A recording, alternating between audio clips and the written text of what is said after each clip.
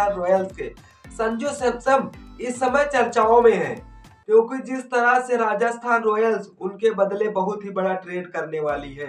वैसे पहले ही मन बना चुके हैं संजू बाबा कि अब हमें हमें फाइनल हो चुका है कि भाई हम इस टीम के साथ नहीं रह सकते तो नहीं रह सकते। वही हाल दिल्ली कैपिटल्स के केएल राहुल विकेट कीपर का है। वो अभी दिल्ली कैपिटल्स में भी रहना नहीं चाह रहे हैं। मगर ऐसा क्यों हो रहा है? क्या टीम की तरफ से कोई दबाव पड़ रहा है या अपनी मनमर्जी से मुताबिक जाना चाह रहे हैं? वैसे राजस्थान रॉयल्स का एक फंदा हमें बहुत बेहतर लगा कि भाई एक खिलाड़ी दे लेंगे तो दो चुनिंदा खिलाड़ी भी हमें देना होगा। वैसा है, चेन्नई सुपर किंग के साथ ट्रेड कर रही है, अंदरूनी बात चल रही है, लेकिन इस समय चर्चाओं में है।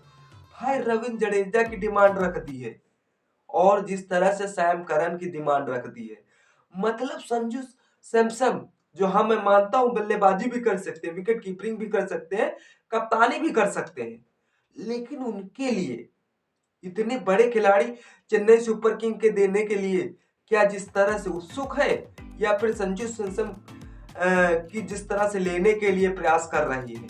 वैसे अभी चर्चाओं में है। अभी जिस तरह से 5 दिन और यानी कि जिस तरह से 15 नवंबर को सभी खिलाड़ी को रिटेंशन लिस्ट जिस तरह से आईपीएल के फ्रेंचाइजियों को पकड़ा दी जाएगी मैनेजमेंट को, लेकिन देखने वाली यह बात है कि जिस तरह से रविंद्र जडेजा चेन्नई सुपर किंग के लिए चाहता प्लेयर है।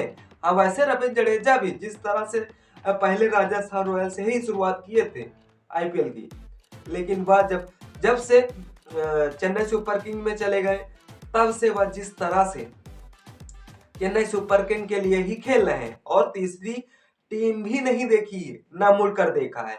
लेकिन अब फिर भी जिस तरह से टीम मैनेजमेंट की तरफ से क्या एक बार फिर राजस्थान रॉयल्स की तरफ देखना पड़ेगा।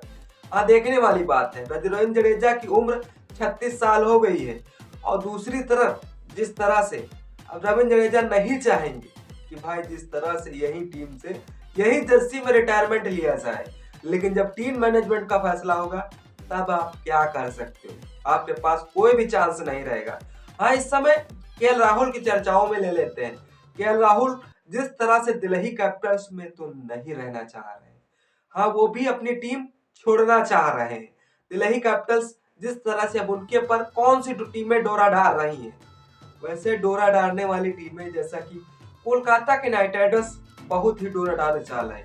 उसके पास विकेट कीपर की भी जरूरत है, कप्तान की भी जरूरत है और जिस तरह से बल्लेबाज की जरूरत है। अगर ये दोनों खिलाड़ी टीम में अंदरूनी सुलझौता हो जाता है तो ठीक है, अन्यथा ये जिस तरह से मैदान में उतर गए, मार्केट में आ गए, तो भाई कम से कम 20 से 25 करोड़ इन दोनों खिलाड़ियों को मिलने वाला है एक खिलाड़ी को, क्योंकि जिस अंदाज में ये बल्लेबाजी करते हैं, विकेट कीपिंग करते हैं और जिस तरह से कप्तानी करते हैं, तभी तो इनको इतना मोटा पैसा मिलने वाला है।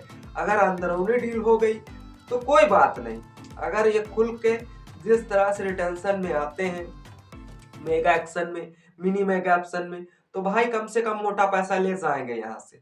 वैसे जिस तरह से हमें लगता है, जिस तरह से राजस्थान रॉयल्स डील कर रही है, उसी तरह से दिल्ली कैपिटल्स से भी डील करने वाली है। लेकिन अब समस्या यहाँ पर आ रही है कि जो खिलाड़ी यार अपनी टीम के लिए इतना समय देता है, उस खिलाड़ी को भाई जिस तरह से अचानक ऐसा क्या हो जाता है कि जिस तरह से वो अपनी टीम को छोड़ने के लिए बेताब हो जाता है। हाँ राजस्थान रॉयल्स की बात कर रहे हैं। राजस्थान रॉयल्स की पिछले सीजन में भले जिस तरह से सेमीफाइनल में क्वालिफाई नहीं कर पाई थी, जिस तरह से राजस्थान रॉयल्स पिछले सीजन में काफी चर्चाओं में थी, क्योंकि उनके चहेता प्लेयर जिस तरह से युवा बल्लेबाज के चहेते से शायद वह टीम चर्चाओं में थी।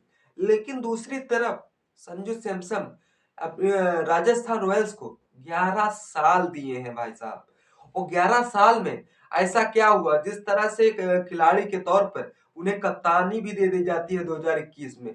हाँ तब से वो कप्तानी भी कर रहे थे, लेकिन पिछले साल पिछले सीजन ऐसी कुछ खबर आती है कि भाई संजू सैमसन अब इस टीम के लिए नहीं खेलने वाले।